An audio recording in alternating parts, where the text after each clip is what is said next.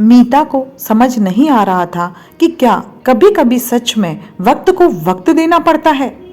अभी कल ही की तो बात थी जब मीता एक बड़ी एमएनसी में काम करती थी और ऑफिस के साथ साथ बच्चों को भी अच्छी परवरिश दे रही थी। मीता की जॉब के चर्चे सारे लोग करते थे कि वो कितने अच्छे तरीके से सब बैलेंस करती है। एक तरफ उसकी वाहवाही करने वाले बहुत थे, दूसरी तरफ उससे जलने वाले भी बहुत थे। मीता को किसी से कोई मतलब नहीं था। वो एक साधारण विचारों वाली लड़की थी। उसे सिर्फ एक ही बात बुरी लगती थी कि जब वो किसी से नहीं जलती, किसी से इस बात का मतलब नहीं रखती कि कौन कितना कमा रहा है, तो लोगों को उससे तकलीफ क्यों होती है। मीता की एक सहेली उसे बहुत समझाती थी कि अगर हम किसी जंगल में फंस गए और वहां शेर आ गया तो हम उस वक्त ये नहीं सोच सकते कि हम तो अच्छे हैं, शेर हमारा कुछ नहीं बिगाड़ेगा। सपना, मीता की सहेली, उसको समझाती थी कि ये समाज की रीत है, किसी को खुद कुछ नहीं करना, लेकिन दूसरा जो कर रहा है उससे दुखी होना है। ऐसे में ये सोचना कि हम तो अच्छे हैं तो हमारे साथ कोई क्यों बुरा करेगा, शायद शेर वाली बात पर फिट बैठती है।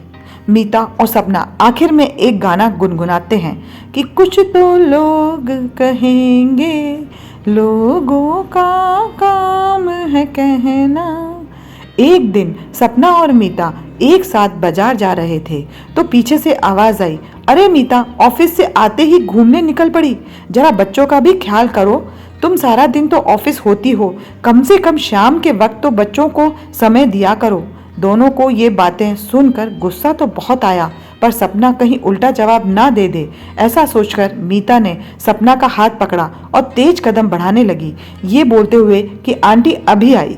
सपना ने आगे जाकर बोला, देख मीता, अगर तू लोगों से डर कर जीती रहेगी तो काम नहीं चलेगा, तुझे जवाब देना होगा। जिन आंटी को तेरे बच्चों पर बहुत तरस आ रहा था, उसके खुद के बच्चे सारा दिन मोबाइल देखते हैं और वो किट्टी पार्टी में मग्न रहती हैं।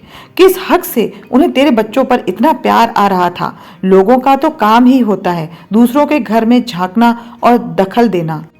मीता ने जैसे तैसे करके उसे चुप करवाया और काम निपटा कर घर वापस आ गई। घर आई तो देखा एक मेल आया हुआ था कि उसकी कंपनी बंद हो रही है और उस जैसे कई लोग बेरोजगार हो गए हैं। दर्द अब आंसुओं में बह निकला। बच्चे आए और बोले, मम्मी क्या हुआ, अब क्यों रो रहे हो। मीता कुछ नहीं बोल पाई और उस आंटी के शब्द अब सुई जैसे चुभ रहे थे।